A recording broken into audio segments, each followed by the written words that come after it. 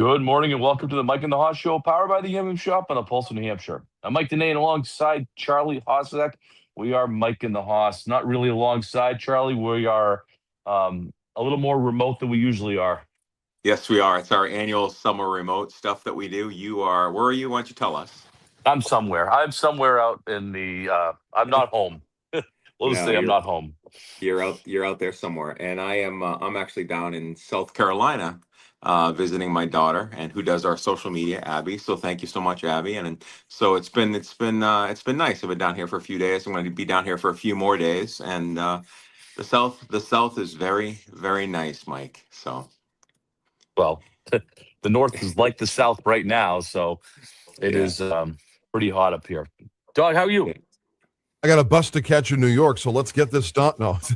Yeah, you're going. That's right. You're going. You're going to go see the Mets today. You're going to go. Are you going? You're going to today's game. Oh, going to tomorrow's game, Sunday against the Washington Nationals, and then the 3-game series against the San Diego Padres. Okay, that's exciting. Yeah. And this is this your first time to Citi Field? Yep. Oh, good. You're gonna love it. I really like Citi Field. I mean, I also love New York. So are you also gonna partake in some New York stuff? You're gonna get a chance to go to Times Square and all that good stuff. We're doing more of Manhattan than Times Square. I might do Times Square the next time around because the idea was to go to the Yankees game, but the Yankees are in Toronto this weekend, so that's not going to happen. I don't even want to do a tour of it. So we'll go to Citi Field for the 4 games. Going to go to the Ghostbusters Firehouse, or at least see the outside of it. You can't go in it anymore. Right. The Also, Mets have been. Manhattan. Yes. I'm certainly into the 9/11 Memorial Museum and the like. So NBC Studios, if we have time. And what else? What else? That's really about Empire State Building. That's right. Good. I'm pretty tired listening to Dog's vacation itinerary. Just listening to that. I mean, it's good to see in the Mets. The Mets have been doing pretty well since the All-Star break, since they got rid of a couple guys. Unlike our roller coaster ride of the Red Sox, so we will get to them. It's been in a little while. I did want to mention one thing because we've talked about this before, guys. Is just the reach of New England sports, the reach of New England sports fans, and so I'm down as I said before, I'm down in South Carolina, and the community that Abby lives in, it's a relatively new housing community. And oh my gosh, like so we're taking walks out in the evening and stuff, walking the dog, and people are first of all, a lot of them are New England transplants, but people are Patriots fans, Red Sox fans, Bruins fans. You've got flags around here. You would think if you didn't know that you were in South Carolina, you would think you were walking some town or city in New England. It's unbelievable. Walking through the airport the other day, and I had on I actually was wearing another Red Sox shirt, and people were just like, thumbs up, and what a ride it's been, and we're Sox fans, and it was really kind of cool to see when I don't expect that when I'm traveling. It's good stuff. It is when they're winning, it's good. When they're losing, it's not quite as good. And that's what I'm seeing over here. That's we had mentioned, I think it was last week, that when the Red Sox are on a run, there's a generally good euphoric feeling that happens in New England or sports fans and so on. When they're not on a run, the world is is falling apart, and that's what it felt like this week. All right, let's get started. Mike and the Haas is powered by the MM Shop, located in the heart of downtown Wolfboro, and can be found on the Pulse of New Hampshire radio stations and all over the world on the Pulse of New Hampshire app. You can always catch up and listen to our previous shows on the Pulse Podcast Network, Spreaker, Audible, Amazon Music, or wherever you get your podcasts. The Yum Yum Shop has over 100 varieties of fresh baked goods, including 6 different types of bread. Oops, hold on. And a full-service ice cream bar, and of course, their most famous item, the gingerbread cookie. Make sure to visit the Yum Yum Shop the next time you're in Wolfboro or online at yumyumshop.com. And while you're there, enter the discount code of Mike and the Haas to receive 20% off the Gingy Box. If you're watching our Facebook Live and YouTube Live feed, we are thankful for the Heinz Group of Philadelphia and London for sponsoring that. And as Charlie mentioned, social media with his daughter, Abby, supporting us on all those different platforms, Charlie. You can find us on X, Instagram, TikTok, Facebook, and YouTube Live. So give us a like, make a comment. If you remember last week's show, we had a listener that had a question. No questions this week, but feel free if you have questions that you want us to answer on air. We would love to do that. So, Charlie, our opening takes have a theme today, and the theme is cheating. because Mm. both of our takes are about different aspects of cheating. And of course, opening takes are brought to us by the Back Bay Boathouse. Where you can enjoy delicious food and drinks right next to the lake. Don't forget to order the $5 Mike in the Hoss penalty box during happy hour, Monday through Friday from 3 to 5 p.m. Would you like to do your first cheating one? Sure, I'll start. And the nice thing about, well, there's nothing really nice about the cheating, but the nice thing about my cheating scandal is there's been some resolution. And this, so I probably say this line a lot. Like, this is one of my favorite times of the year. I probably say it throughout the year, but this really is because what we're moving into is we're moving into the Little League World Series. And I just think the little nothing. I don't know. There's something special about the Little League World Series. I love watching it. I love rooting for all the kids, and the fact that probably that we're Mike, you and I are both, and Dog included, are both obsessed with baseball, and then Mike, you and I have coached and all that stuff. There's just something special about it. Now, so that being said, you guys probably heard about the Oklahoma Little League controversy. So that was it was a big story that obviously now has resolution because the team. Let me get into it a little bit. So it's the Tulsa National Little League. They were competing in the 2026 Southwest Regional Tournament. If they won the region, that means you get to move on to Williamsport, which is the home of the Little League World Series. And then there was an eligibility controversy. Now, before I get into this, Mike, you and I have had experience with Cal Ripken. And so obviously a little different than Little League, but pretty much they have similar regulations as far as who can play, who can't play, things like that. So with the eligibility controversy is this stuff is vetted from the very, very small like league level. So like Mike, when we coached in the Cal Ripken tournament, you create essentially a book with all the players that have their birth certificate, parents' names, pretty much email address, blood type, all this. They pretty much go through, not really blood type guys, but pretty much go through all of this stuff so that you can vet that the kid that's playing is eligible. And part of it is that the kid had to play a certain amount of games during the regular league season. So you just can't bring just Joey, who lives 4 towns over, who's 6'5", 12-year-old, can hit bombs. You just can't do that. There's some requirements to be able to be on this team that's competing. All right. So that being said, what happened in the Southwest Regional Tournament? There was a file. There was a protest filed over eligibility of this Tulsa player. Little League International investigated, and the officials ruled that the Tulsa player was ineligible. So Little League disqualified Tulsa National from the tournament, meaning that previous games that Tulsa had played in were declared as forfeits. So apparently, all said and done, it's over, right? No big deal. I mean, it's a big deal if you're from Tulsa, but that's it. Little League has made their decision. Of course not, because we live in a litigious society. Tulsa National, it was the parents, it's not the kids. The parents decided to go to court, and a Texas judge issued a temporary restraining order and ruled that Tulsa could get back into the tournament and that the championship could continue. So basically, guys, what we did was we went from the baseball field, the diamond, to the courtroom, and that's where we are. So why did it matter? It's because the team that they had to play, it was, I believe you say it as Boerne, Texas, this Boerne. They had already believed that they had secured the Southwest Championship, and then they were heading to Williamsport. With Tulsa's reinstatement, it kind of changed the situation. Like, they wanted to know who's going to play, who's going to advance to Williamsport, really who has the authority to make this decision. It's a temporary restraining order. Little League made a decision, and now one judge comes in and makes a decision and says, "Oh, no, we're going to play the game." Little League itself, guys, it's decisions that turn, their decisions by their rules. They have the ability to decide what player eligibility is. They should have the ability to do tournament enforcement. And these, so basically what the judge said was, nope, we're gonna have this restraining order. We're gonna look at this deeper. For me, before I get into the resolution piece, but for me, the part is you got young baseball players. All they want to do is win. I'm not win, but all they want to do is play. They want to compete. They would like to win. They want to go to, they're this close to going to Williamsport. And you've got parents, you got coaches, you got league officials, you got protests, you got paperwork, you got lawyers, and you got judges that are now deciding the fate, of these essentially 12-year-old kids.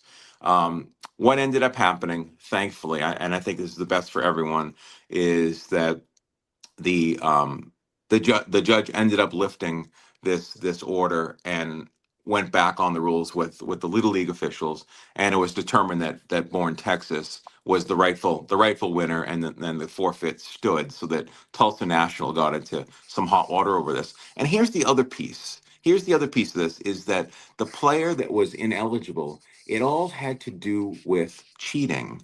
And what ended up happening was they have a league in Little League called the Challenger League.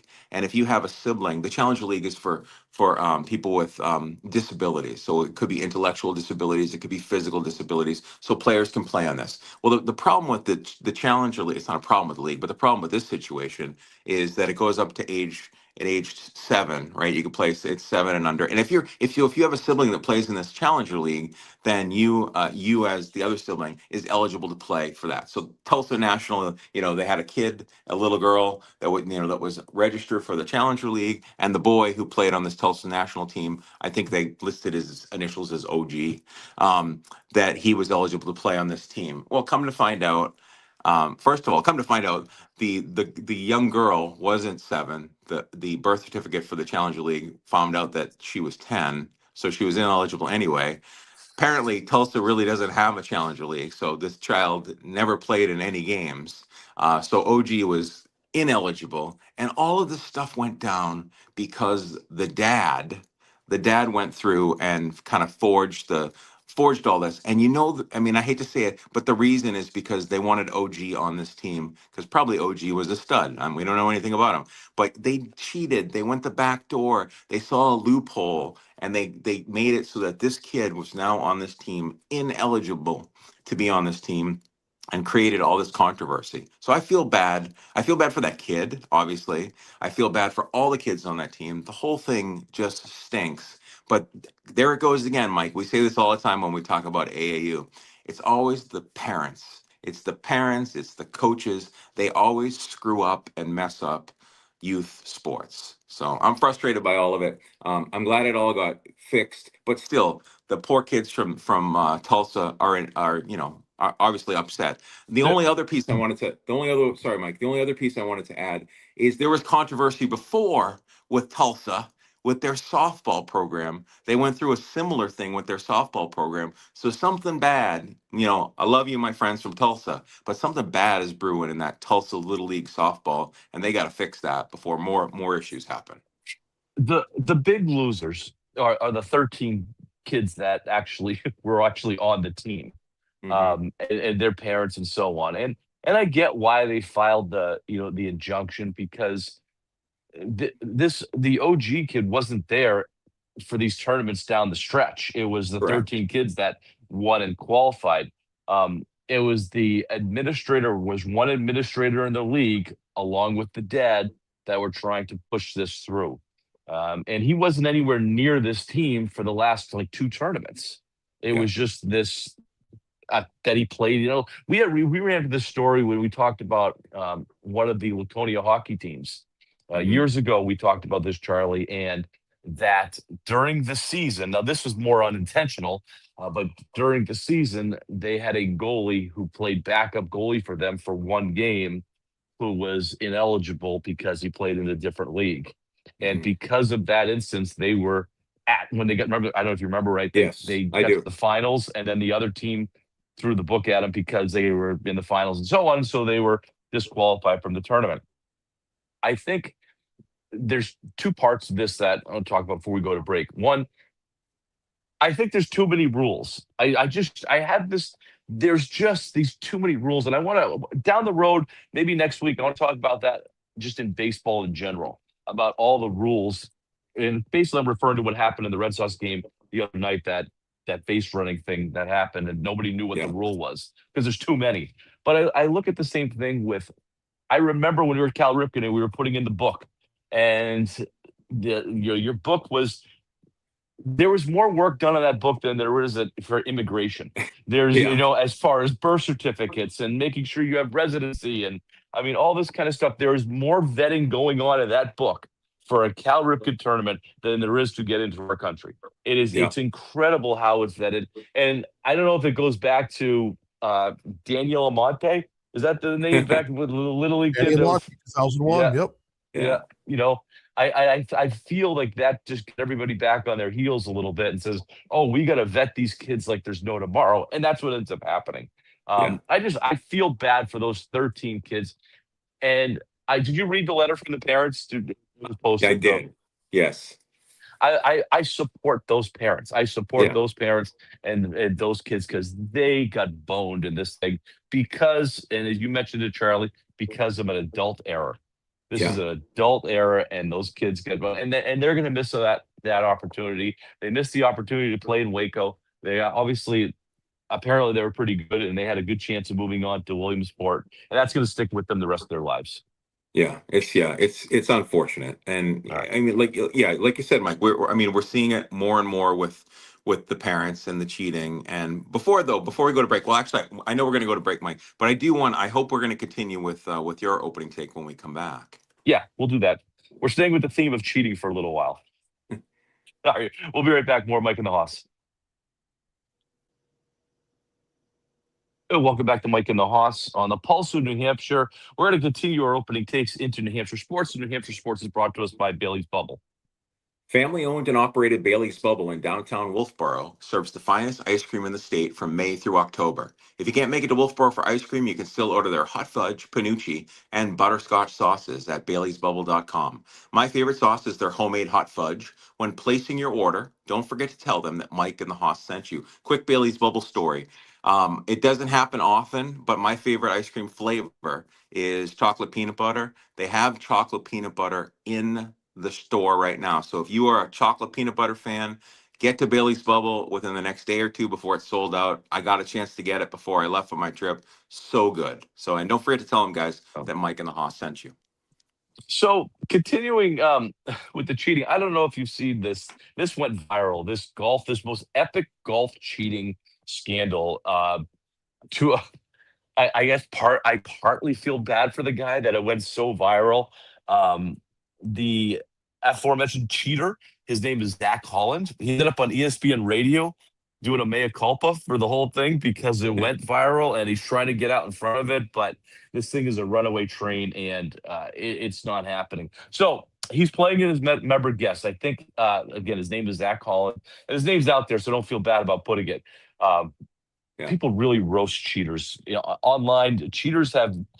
If you're a cheater, you get like totally doxxed in terms of your name, your address, your history, what your job is. It is really brutal. Anyway, he's playing in a member guest tournament at his own club, and it's somewhere in the Midwest. I think it's called Midhaven or something like that.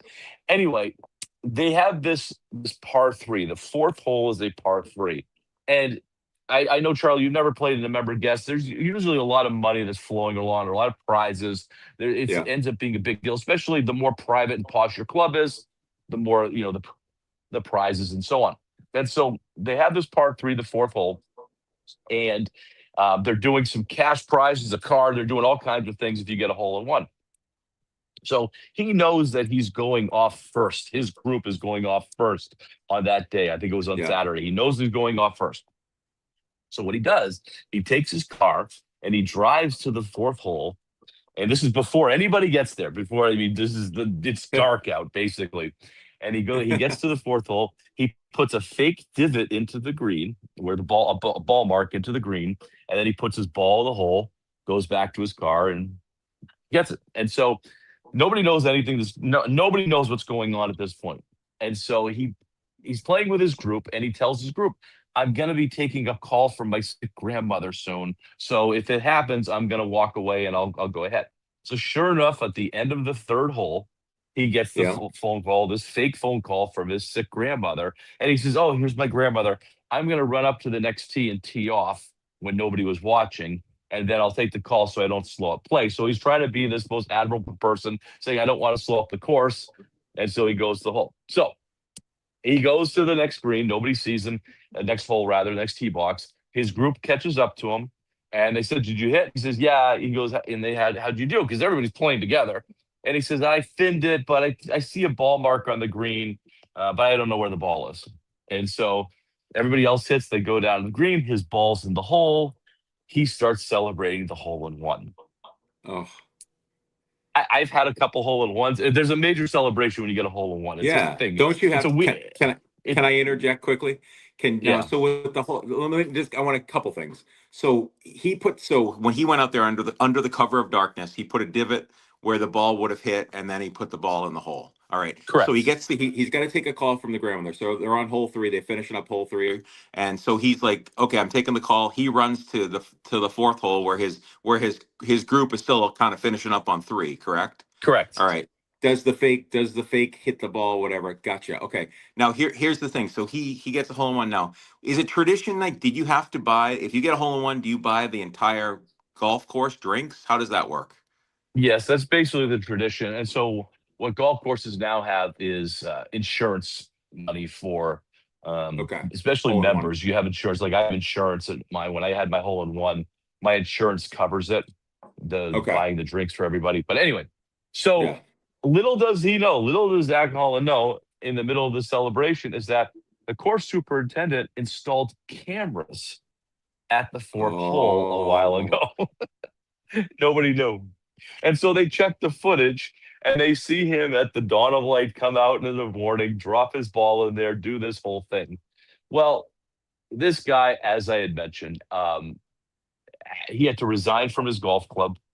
He is remember the fishing derby cheaters? Remember that they yeah. putting the Yeah. weights in the fishes, that whole Waits the thing, and what fish. happened Yeah. to those guys? That's Yeah. what's happening to this guy. There's no coming back from this. There's no club that will take him. He's, I don't know what his job is, but I would say that that's in jeopardy too, because this is bad press for the company. It's Yeah.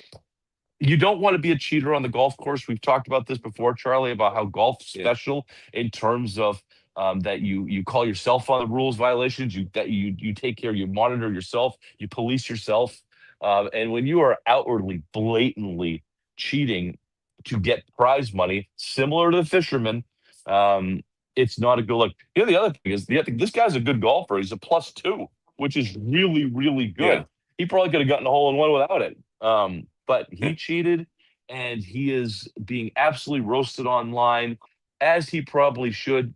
I don't know about the level that he's at. So he ended up on ESPN radio apologizing to everybody, his family, his kids. I mean, just it's a really bad thing, but it's incredible the cojones on this guy to do this Yeah. kind of a cheating scandal. It really is something else. So I mean, I can't even wrap my head around this. The fact that, first of all, the fact that you shouldn't cheat, period. It doesn't matter what, golf or nothing. Just cheating is obviously bad. But that being said, like, he's probably playing with his friends. I'm just putting us, like if the 3 of us and we added a fourth, like, that would ruin our friendship. Like, Yeah. it's not, that's like, not only do you not cheat, you don't cheat your friends, and then to just go through this whole elaborate scheme, especially since you said, now it'd be one thing, Mike, if I were the golfer. I mean, you guys would have to have footage. There'd be no way I couldn't even make it to the green, let alone get a hole in one. But the fact that this guy's a good golfer, it's like, hey, this probably could have happened. This is, didn't probably, everybody was like, this is amazing, but probably didn't even think, like, okay, yeah, this guy's capable of doing this. So probably didn't even think, think about it. I don't know if this guy realized the backlash that would happen by getting Yeah. caught doing this. It really says a lot about his character, and that's where golf kind of separates itself, or at least Yeah. it gives itself a lot of self-adulation about character. And when you break that character in golf, it's a big deal. We've seen PGA pros get caught up in accident. Well, Bryson DeChambeau just a couple weeks ago, we talked about that, Yes. about what he was doing, and was that a form of cheating? That's got nothing on what this guy did. No. Maybe Bryson DeChambeau, he stomped the grass a little bit. There was a gray area there. This guy just straight up, very, very knowledgeably did what he did. So This guy, so you're right. This guy, he's never going to be able to join another club again. He's probably going to be banned from mini golf courses. This guy's never golfing again. this is the kind of thing where you change your name. This is Yeah. that, kind of a thing that he's going to have a tough time going through life, doing this because it's always going to be associated with him. Dog? Steve Bartman type kind of thing, persona non grata. Get the hell out of where you are and just change your life. Yeah, well, but Bartman, that whole thing sucked for him because he was just reaching for a ball. He wasn't maliciously trying to take the ball away from Moises Alou. He was just reaching for the ball. Where this guy there's no way to describe this besides cheating. And the closest thing I could think of is the fish guys, the ones that were putting weights in the fish. Because to your point, Charlie, they're fishing against their friends. These guys are all in this, this thing together. And you saw the anger and the vitriol that was going to these fishermen. And I think the same thing's happening to these guys on this guy on the golf course. So there is a little bit of sympathy for him just because his life is ruined. But don't cheat, right? Don't cheat. Exactly. Don't cheat. Yeah. Let's go to break. We come back. We're going to talk a little bit about Red Sox, the roller coaster ride of the Red Sox Patriots training camp. And I have to talk about LeBron for a second. So we'll be right back. Hey, welcome back to Mike and the Hoss. Are you enjoying the roller coaster ride of the Red Sox, Charlie? Oh, I don't like well, actually, I shouldn't say that. I like roller coasters. I don't like roller coaster rides of the Red Sox. It's I guess the only thing that I kind of can cling on is that the Sox still have a couple cushion, a couple game lead in the wild card, so that's okay. But boy, I don't like this. This I'm going to win, and then I'm going to lose. It's not. Well, it's not if you want to stay on the ride tonight, 6:15 pregame, 7:15 first pitch. They're playing the Pittsburgh Pirates. The only thing I can say about the Pittsburgh Pirates is that the news on Paul Skeens has not been very good. Everything that's coming out on Paul Skeens has been a little bit rough. And I don't know if I think this is his third year, Paul Skeens' third year. Yeah. He's, velocity's down. They're giving him the dad bod treatment. It's it's not very, even Kurt Schilling came out and talked about, Paul Skeens. So that's the only thing I got going on Pittsburgh. But the Red Sox, their season's basically been broken up into three sections: historically bad, historically good, and here we go again. We're on the historically bad time. I don't know. I use this term a lot. Water seeks its level, and I think that's what's happening with the Red Sox is that you have all of these 4A players, that's somebody coined that term, 4A players that are not necessarily full major leaguers. And eventually the clock strikes midnight for these guys. Water seeks its level. And that's what you're seeing. And can they hold on enough to make the playoff? I don't even know if they're going to be able to hold on to be relevant on September 1st. I don't know. It depends. They got swept by Toronto. They lost 2 out of 3 to Oakland. It's not a good look right now. No, it's not. And I don't know. I mean, we it's just so funny. It's just how things happen so quickly in baseball. Last week we're talking about, do we need to adjust our win totals and all that? And we're kind of all on board with that. So I don't know. The nice thing about Major League Baseball season is it's a long season. So you can have some dips. I mean, I know Dog was going through that with the Guardians. You have some dips and hoping for some peaks. And I don't know, Mike. I feel like the Red Sox are hopefully going to figure this out. And at this point, wild card is fine. I mean, they're not going to win the East. While get in with a wild card and kind of roll the dice and see what happens. I have some concerns, and I think so does Red Sox Nation with with Chapman. Always been a big fan, but his velocity's way down. He just doesn't look good. He's kind of showing his age. So that that has me concerned. People have asked. It's funny, Mike, when I was talking earlier. about how people say, if you have a Red Sox shirt and they want to talk about the Red Sox, and you nailed it, Mike. Everybody's like, how do these guys win? They don't have any stars. That's what everybody's saying. There's nobody on the Red Sox that's a star. That's the kind of like how they come at you. And they're like, I think it's great. And everybody everybody wants to go back to Moneyball. Remember Yeah. Moneyball, I remember Moneyball and all that stuff. And, it's not quite Moneyball, but yes, I certainly remember that. And we kind of talk about it. And, and everybody wants to know, what was the catalyst? Was the catalyst getting rid of Alex Cora? So that all that stuff. Everybody's trying to. No, it's not. But everybody's trying to figure out like what is different about the Red Sox. How were they able to go on this, record breaking wins and then continue and then do it again, right? And then now they're losing. So I don't know. Well, it might be just luck. It might be as simple as that the ball Yeah. bounced their way for. I mean, you could do in any sport, the ball can bounce your way for a little bit, and you take advantage of it. It's one play here, one player, one bleeding eye single here, one blue Yeah. hit here, one wild pitch there, and now it's the other way around. That's not going for them, and they don't have the talent to overcome a bad break. Right. And that's what you're seeing. I mean, 4 runs has been the number for these guys all year long, is that if they score 4, there's a good chance that they're going to win.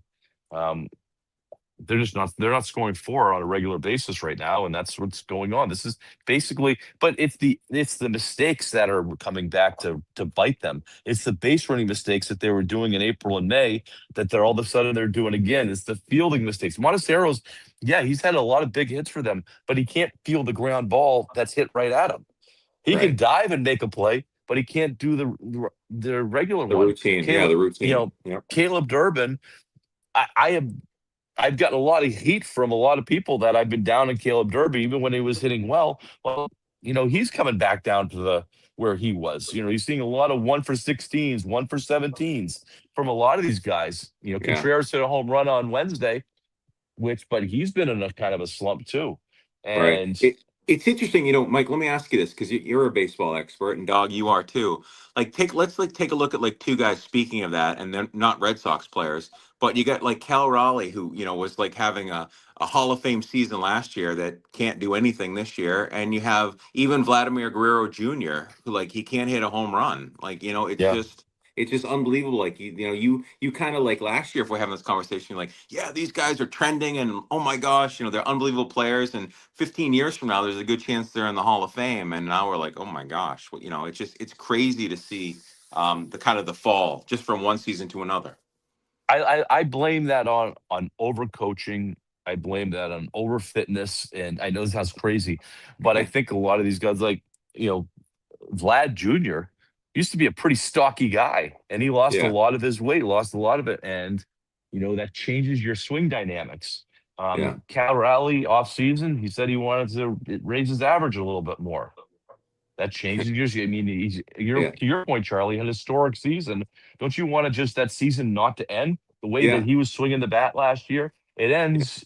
You tweak things. You get a coach. He does. Hey, let's do it this way.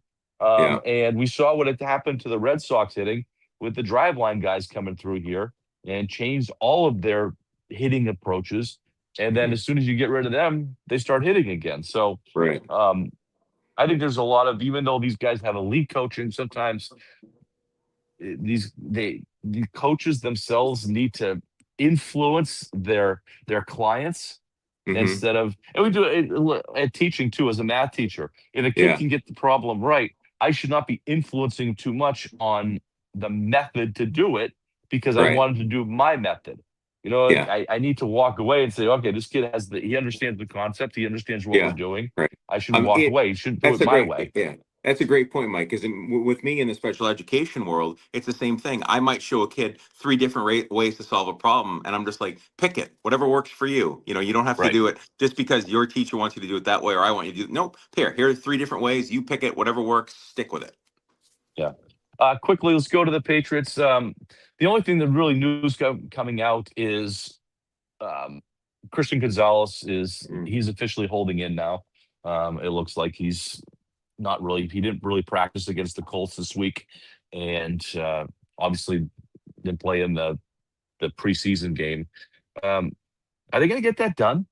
I'm starting to wonder now if they're going to get that done.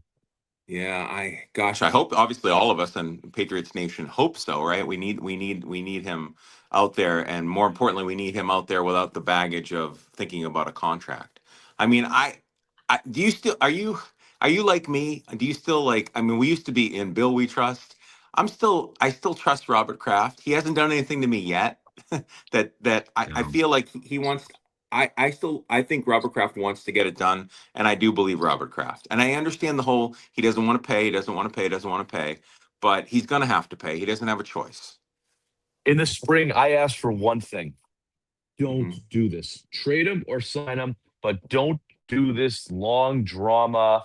Is he going to sign? Is he going to practice? Is he going to do this? Is he going to do that? He's going to miss the first 3 games, so on.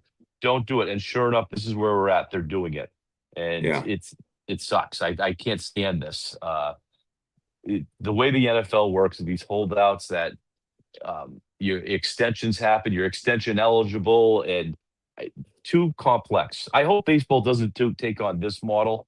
I want them to go down more of a hard cap NHL thing. If you don't like your contract, hold out, and that's the end of it. But not the extensions, the roster bonuses, all this other kind of stuff that you get with the NFL contracts is really hard to follow. right.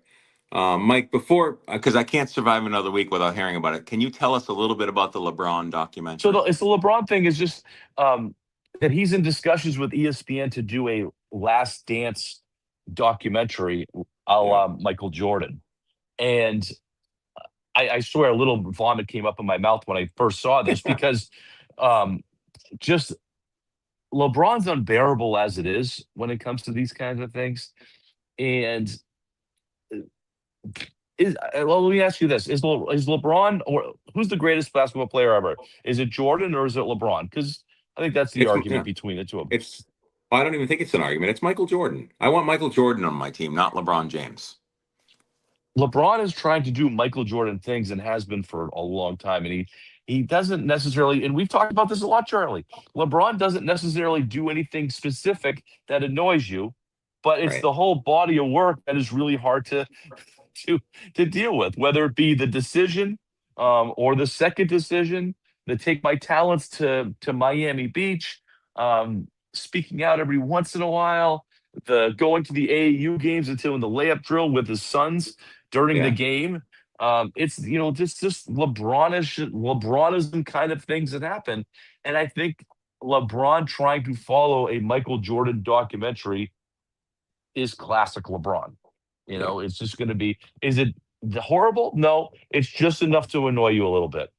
hmm Yeah. So Agreed. Yeah. that's the LeBron news. That All get right. ready for that all year long. Now, the side note on this is that means Jaylen Brown's going to be front and center on this 6-part ESPN documentary, and Tatum's going to be out on the 7th place Celtics, struggling for the play-in game. So that Yeah. makes me happy. I'm all in against rooting against the Celtics this year. By the way, just so you Oh know. boy, it's going to be a long All right. season, Mike. When we come back, we have to go to break. We're going to do our Mount Rushmore of unbreakable records. The three of us have that. We talked about it last week, and so we're going to put it on the mountain today. The Mount Rushmore of unbreakable records by Mike and the Hoss. We'll be right back. All right, welcome back to Mike and the Hoss. Our fourth, and unfortunately, it's going to be a short segment today because we went over all of the other ones, is brought to us by Maine Love Water. Maine Love Water and Seltzers are sourced from pristine Maine waters, delivering a crisp, refreshing taste in every can. Next time you reach for canned water or seltzer, choose Maine Love. Thank you, Maine Love. So last week we talked about unbreakable record comparisons, and we said we're kind of prepping this to do our Mount Rushmore. We're going to have to kind of go through this kind of quickly. Our top 4 unbreakable records by Mike and the Hoss. So my first one is going to be Cy Young and his 511 wins. I don't think that thing gets touched. I mean, there's other ones in there. He has got like 749 complete games, which is really, in this day and age, is another one that probably won't give it touch. My first one's Cy Young. Charlie? Okay, and if we're in agreement, then we can just say in agreement. I agree. My first will be Cy Young, like you said, 511 MLB career wins. He had a 94 win gap between the first and the second, and just unbelievable. With modern pitching rotations, workload management, it's never going to happen again. Dog. Cy Young. All right. It's that's a kind of a that one's. I mean, I think they're all of these are kind of no brainers. My second one's Ricky Henderson. 1,400 and you have to help me out because I don't have my notes in front of me. 1,406 steals. Nobody's getting even to half of that, and I look at it as unbreakable. Is that is anybody going to even sniff that?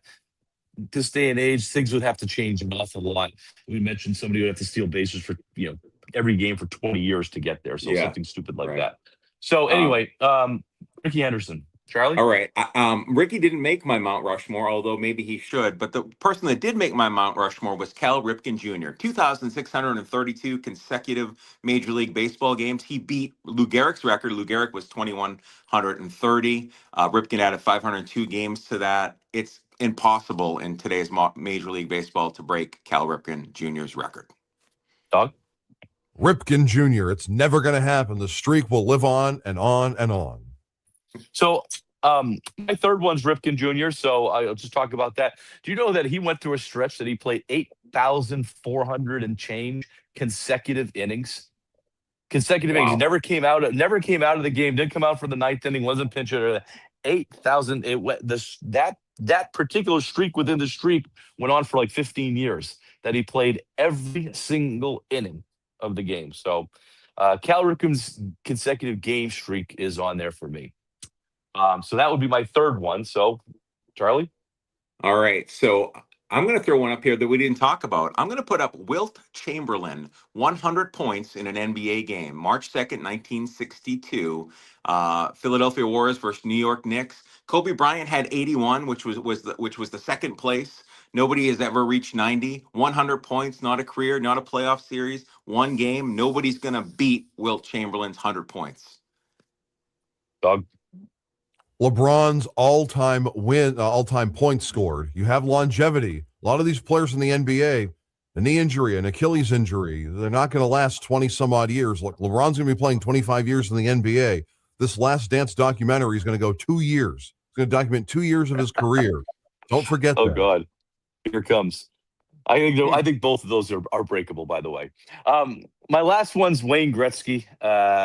When their second place person for career points is about 1,000 points behind you. That's a big difference. I think somebody's going to score 100 because Kobe got 81, and LeBron, the career one on LeBron might be tougher. But my last one's Wayne Gretzky. I actually have Wayne Gretzky. You made a good point, Mike. Gretzky's assists alone, 1,963, would rank him ahead of every NHL player in history in total points, except, of course, for Gretzky himself, who has 2,857 NHL career points. Nobody's beating that. Dog, last one. Even in today's NHL, it's still not approachable with Gretzky. The points, the goals, all of it. Now, I know the goals have been surpassed. The points and all of that, forget it. The great one is the great one for a reason, and it's going to stay that way. It's going to stay that way. We only have a couple seconds left. So really the only difference that we had was our basketball one with Wilt, LeBron, and then I went with Ricky. So, yeah, I mean, I think that those ones are going to last. There's other ones that are probably there, but those are our Mount Rushmore, so appreciate that. All right. Dog's going to start waving at us in a second, I'm assuming. He did. He already did. He already waved at us. All right. Well, Charlie, enjoy the rest of your week. I will do the same. Dog, have a good time in New York, and we'll be back next week for more Mike and the Hoss.